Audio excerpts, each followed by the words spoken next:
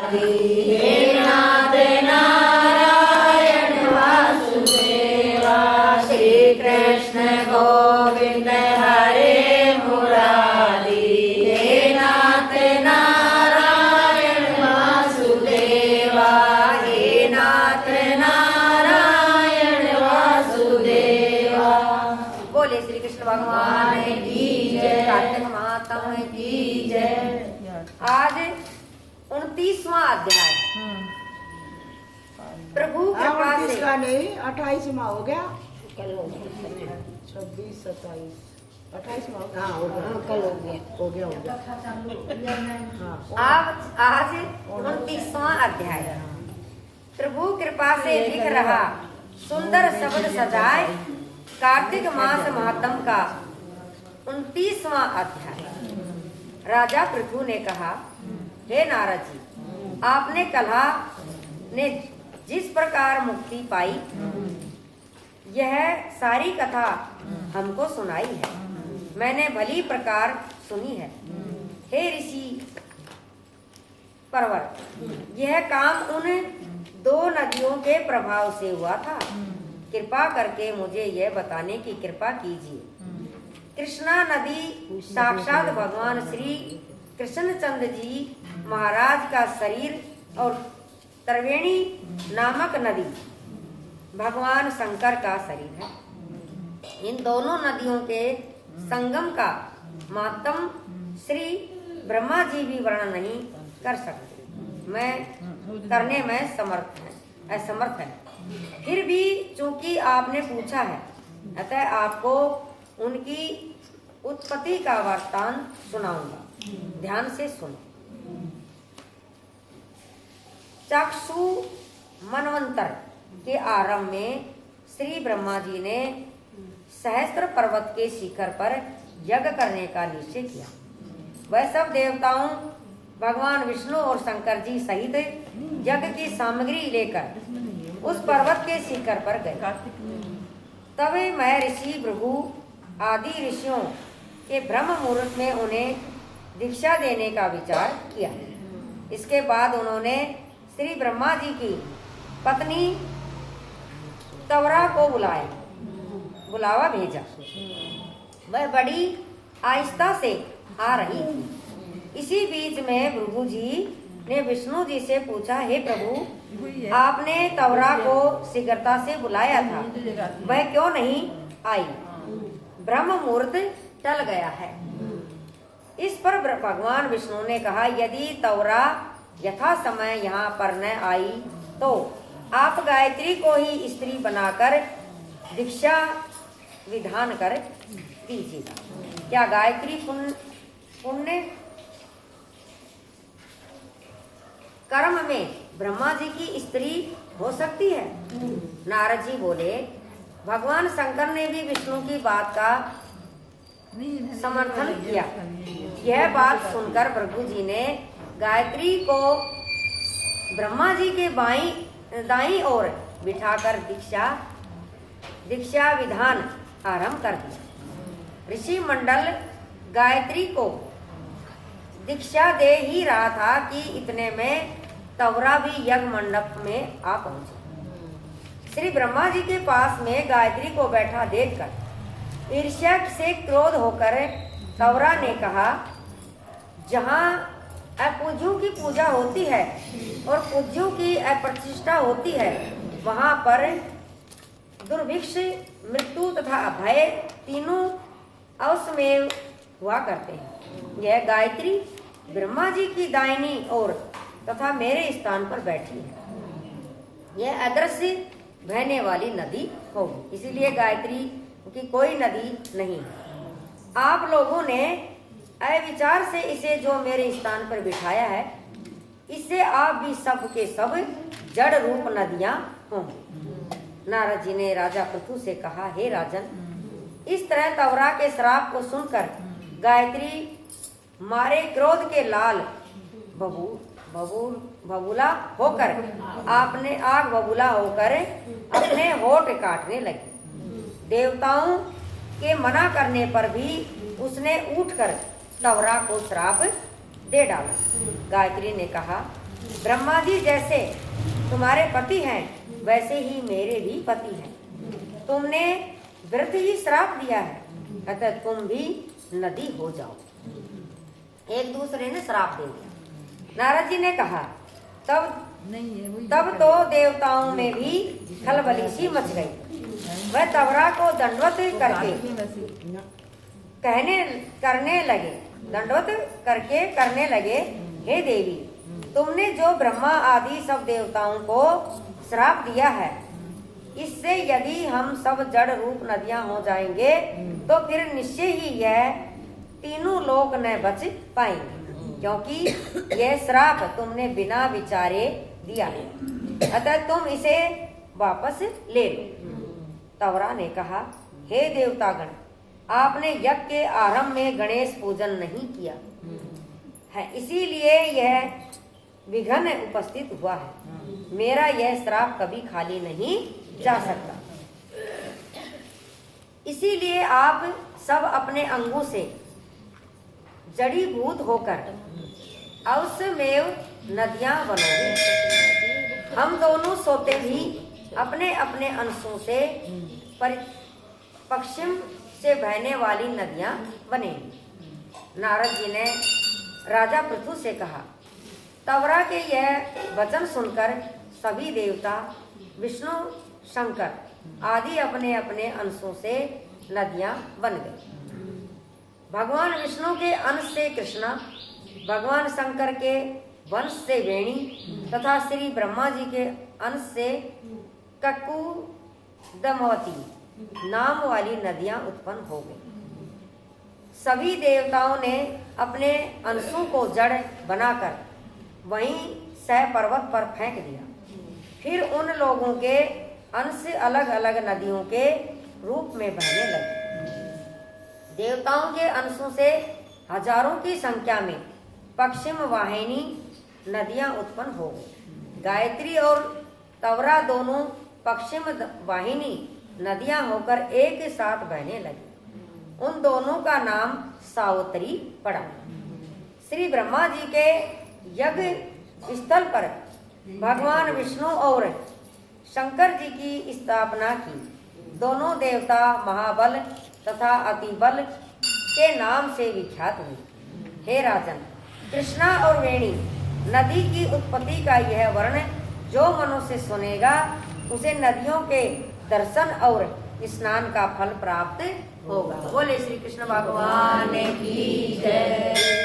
गाई दामोदर भगवान। ये इसमें के लिए दूसरा वाला है जो गाती है ना, वो नहीं है, दूसरा है इसमें। भजन गाने पर इसमें कौन है? श्रीमन नारायण नारायण नारायण, श्रीमन नारायण नारायण नारायण, श्रीमन नारायण नारायण नारायण, श्रीमन नारायण नारायण नारायण, भजमन नारायण नारायण नारायण, श्रीमन नारायण नारायण नारायण, श्रीमन नारायण नारायण नारायण।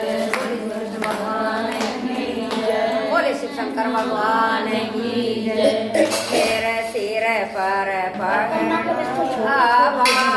की, मेरे सिर पर गठड़ी भांग की, बेबे जाना पड़ जरूर, भोला बैठा बाट में, बेबे जाना पड़ जरूर, भोला बैठे बाट में, मेरे सिर पर गठड़ी भांग की, मेरे सिर पर गठड़ी भांग की, बेबे जाना पड़ जरूर, भोला बैठा बाट में, बेबे जाना पड़ जरूर, भोला बैठा बाट में।